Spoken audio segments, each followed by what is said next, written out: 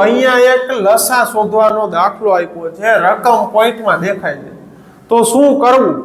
બરાબર છે, તો પેલા પોઈન્ટ વાળી રકમને આપણે અપૂર્ણાંકમાં ફેરવશું, ફ્રેક્શનમાં ફેરવશું. તો 49 ડિવાઈડ બાય 10 લખી શકીએ આને 4.9 ને.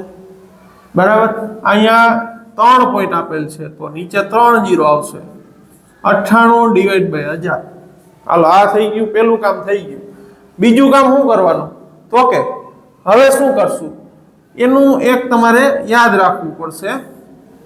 ઉપર શું લખવાનું? તો કે અંશનો જે શોધવાનું હોય, અંશનો લસા,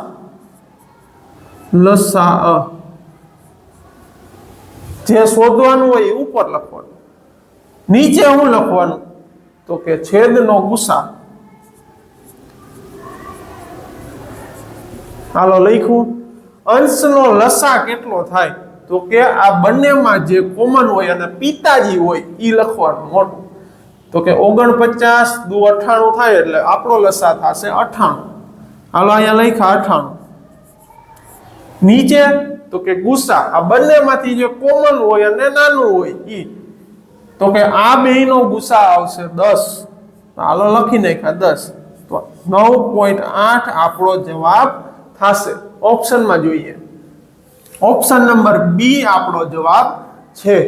તો હવેથી આ જ રીતે દાખલો કરશું.